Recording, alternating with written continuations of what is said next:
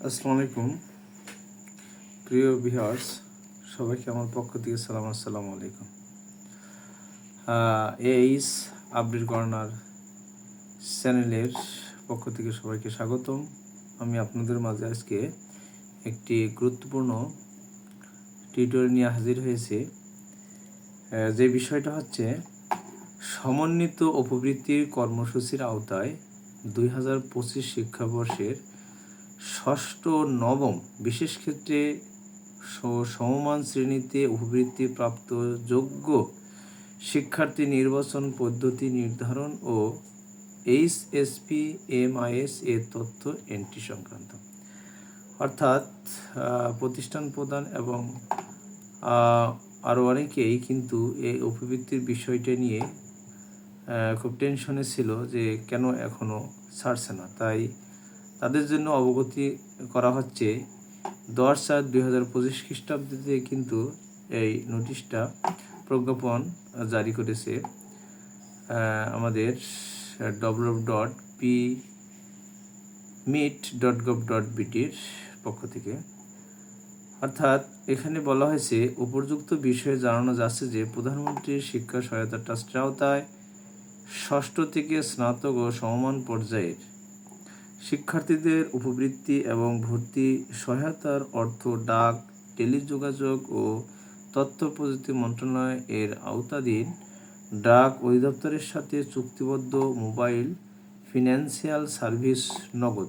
এবার কিন্তু একটা স্পষ্ট করে বলেছে শুধু মোবাইল ফিনান্সিয়াল সার্ভিস নগদ এর মাধ্যমে বিতরণের লক্ষ্যে প্রধানমন্ত্রী শিক্ষা সহায়তা ট্রাস্ট, ডাক অধিদপ্তর এবং নগদ লিমিটেডের মধ্যে গত 2/6/2024 তারিখে একটি ত্রিপক্ষীয় চুক্তিনামা স্বাক্ষরিত হয়।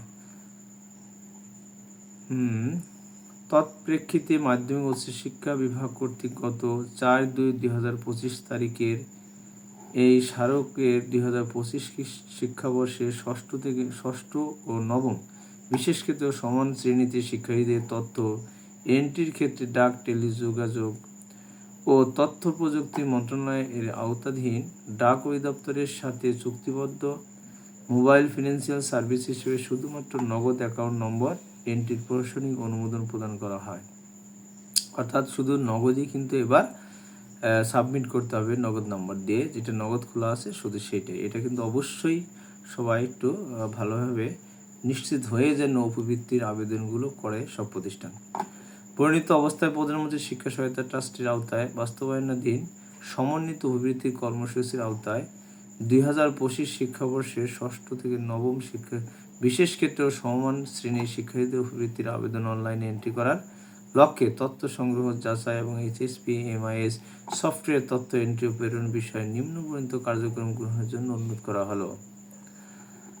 HSP-MIS সফটওয়্যার তথ্য এন্ট্রি প্রেরণ 2025 শিক্ষাবর্ষের ষষ্ঠ, নবম ও সমমান শ্রেণীর শিক্ষার্থীদের মধ্যে উপবৃত্তির জন্য আবেদন ফর্ম বিতরণ, শিক্ষার্থীদের কর্তৃক যথানিয়মে আবেদন ফর্ম পূরণপূর্বক শিক্ষা প্রতিষ্ঠানে জমাদান, HSP ম্যানুয়াল মোতাবেক প্রতিষ্ঠান পর্যায়ে গঠিত আবেদনপত্র যাচাই বাছাই, কমিটির সভা আয়োজনপূর্বক শিক্ষার্থী তথ্য যাচাই বাছাই, সুপারিশ প্রাপ্তদের তালিকা প্রণয়ন এবং তালিকা মোতাবেক শিক্ষার্থীদের তথ্য আগামী 15/4/2025 থেকে 30/4/2025 তারিখের মধ্যে শিক্ষা প্রতিষ্ঠান কর্তৃক HSP-MIS সফটওয়্যার নির্ভুলভাবে এন্ট্রি করে অনলাইনে নির্ধারিত অপশন ব্যবহার করে সংশ্লিষ্ট উপজেলা, থানা, মাধ্যমিক শিক্ষা কর্মকর্তার নিকট প্রেরণ করতে হবে। উল্লেখ্য যে শিক্ষা প্রতিষ্ঠান কর্তৃক HSP-MIS সফটওয়্যারের তথ্য এন্ট্রি এবং প্রেরণ সুবিধাটি 30/4/2025 তারিখ রাত 10টায়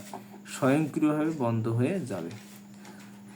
তাহলে কত তারিখ? 30/4/2025 তারিখে রাত 10টায় কিন্তু স্বয়ংক্রিয়ভাবে বন্ধ হয়ে যাবে, অর্থাৎ 15 দিন সময় পাওয়া যাবে। 3 নম্বর পয়েন্টে সকল উপজেলা, থানা, মাধ্যমিক শিক্ষা কর্মকর্তা, উপজেলা মেট্রোপলিটন পর্যায়ে গঠিত কমিটির সভা আয়োজন পূর্বক HSP-MIS সফটওয়্যারের মাধ্যমে উপজেলা, থানায় প্রাপ্ত তথ্যাদি যাচাই বাছাই করে যোগ্য শিক্ষার্থীদের তথ্য আগামী 8/5/2025 তারিখের মধ্যে সফটওয়্যার নির্ধারিত অপশন ব্যবহার করে HSP-PMIT এ প্রেরণ করতে হবে।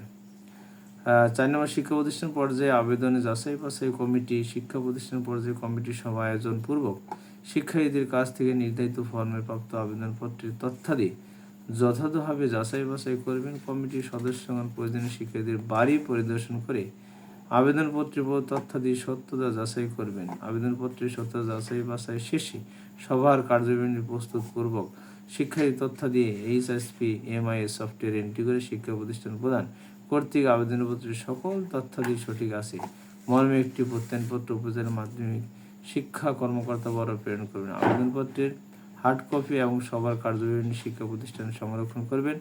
তবে প্রতিষ্ঠান পর্যায়ে কমিটিতে উপকারভোগী নির্বাচনে কোনো অসত্য তথ্য প্রদান বা অনিয়ম করা হলে তা শাস্তিযোগ্য অপরাধ হিসেবে বিবেচিত হবে। তাহলে এই পয়েন্টগুলো কিন্তু এখানে দিয়েছে, যথাযথ নিয়ম ফলো করে অবশ্যই উপবৃত্তির কাজটা সবাই করবেন।